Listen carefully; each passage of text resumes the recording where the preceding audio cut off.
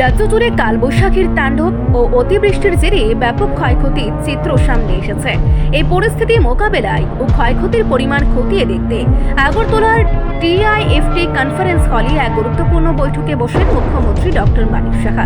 রাজ্যের মুখ্য সচিব এবং পুলিশের মহানির্দেশকের উপস্থিতিতে আয়োজিত এই বৈঠকে মুখ্যমন্ত্রী ভার্চুয়ালের মাধ্যমে রাজ্যের সমস্ত জেলা শাসকদের সঙ্গে কথা বলেন। এছাড়াও বিদ্যুৎ পরিষেবা ব্যাহত হওয়া, রাস্তাঘাট বন্ধ থাকা এবং কৃষি ও উদ্যান পালন দপ্তরের ক্ষয়ক্ষতির বিষয়ে বিস্তারিত আলোচনা করেন। মুখ্যমন্ত্রী জানান, ক্ষতিগ্রস্তদের সরকারি নিয়ম অনুযায়ী দ্রুত ক্ষতিপূরণ দেওয়ার নির্দেশ দেওয়া হয়েছে এবং বিপর্যয় মোকাবেলায় প্রশাসনকে সবসময় সতর্ক থাকতে বলা হয়েছে। প্রাকৃতিক দুর্যোগের পাশাপাশি রাজ্যের প্রশাসনিক ও রাজনৈতিক বিভিন্ন ইস্যু নিয়েও মুখ খোলেন মুখ্যমন্ত্রী। এডিসিতে নিয়োগ দুর্নীতি এবং বন দপ্তরের ডিএফওর 60 লক্ষ টাকার আর্থিক কেলেঙ্কারির প্রসঙ্গে তিনি স্পষ্ট জানান, দুর্নীতিগ্রস্ত কাউকে রেয়াত করা হবে না এবং স্বচ্ছতা বজায় রাখতে প্রয়োজনীয় সব পদক্ষেপ নেওয়া হবে। এছাড়া পশ্চিমবঙ্গের নির্বাচন পরিস্থিতি এবং রাজ্যের প্রশাসনিক শৃঙ্খলা রক্ষায় সরকার জিরো টলারেন্স নীতি গ্রহণ করেছে বলে তিনি উল্লেখ করেন। প্রতিটি বিষয় নিয়ে সরকার গুরুত্বের সঙ্গে তদন্ত চালাচ্ছে এবং দোষীদের দৃষ্টান্তমূলক শাস্তির আশ্বাসও দেন মুখ্যমন্ত্রী।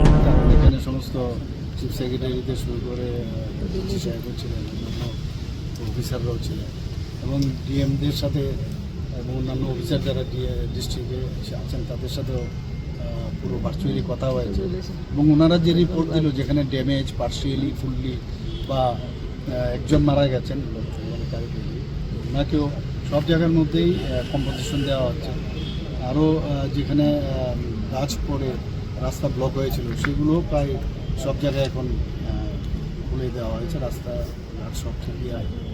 আর রিভার যেখানে আছে, রিভারের সেরকম ডেঞ্জার লেভেলে যায়নি, যেটা জানানো হয়েছে। SDRF তৈরি আছে, পয়সারও অসুবিধা নেই।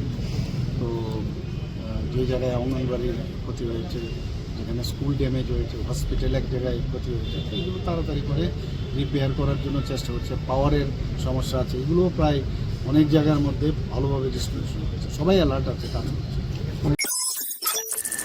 রিপোর্ট সংবাদ প্রতীক্ষা।